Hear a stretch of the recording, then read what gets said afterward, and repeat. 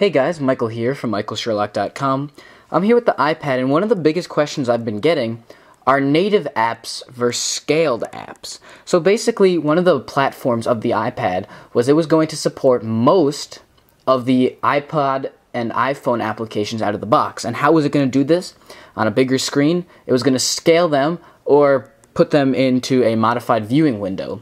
So I'm just going to show you two applications that have both iPhone and iPad counterparts, and I'm just going to compare them.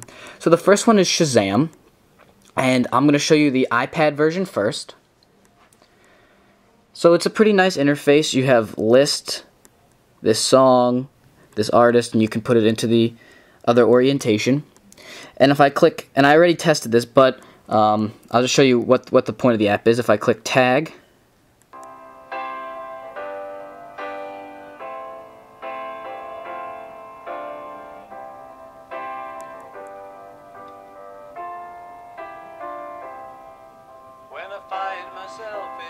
it recognizes the song as Let It Be. Of course, you can see the history. I tested this a few minutes before actually recording.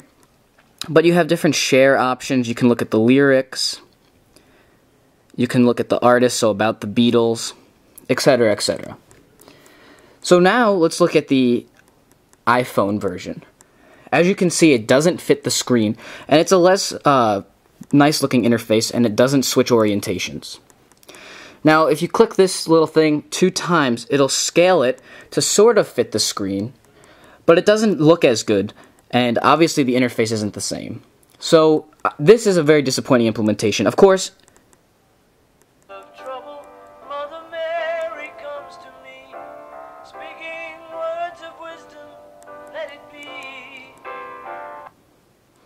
it should still work. So, of course, it still recognizes it as Let It Be.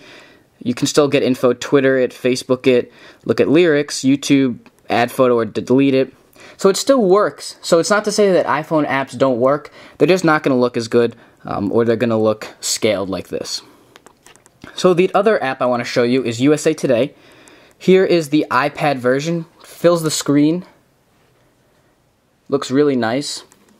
You can change the orientation, easily move through it. And it has all these different parts to it, different changeable parts. So you can change this part over here, you can interact with this part over here. Here's an ad, but you can refresh. Update section, on launch, update all, article image. So you can do all that. And if you wanted to read about the Republican dispute course of financial overhaul, you click on it. And then you can change the font size, which is pretty cool. Or you can go ahead and email it, Twitter it, or Facebook it.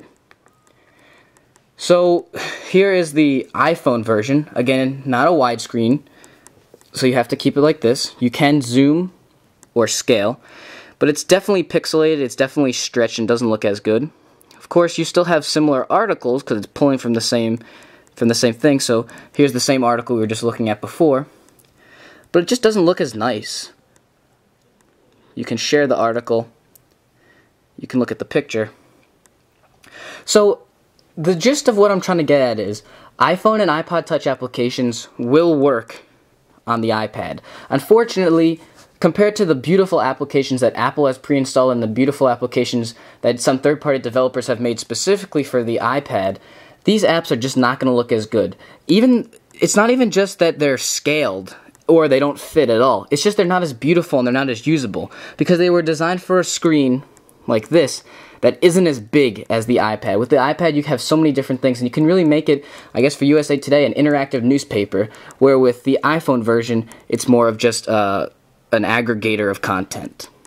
So I'm Michael Sherlock from michaelsherlock.com. If you have any questions about the iPad, please send me an email or leave it in the comments below. Thanks for watching, and have a good day.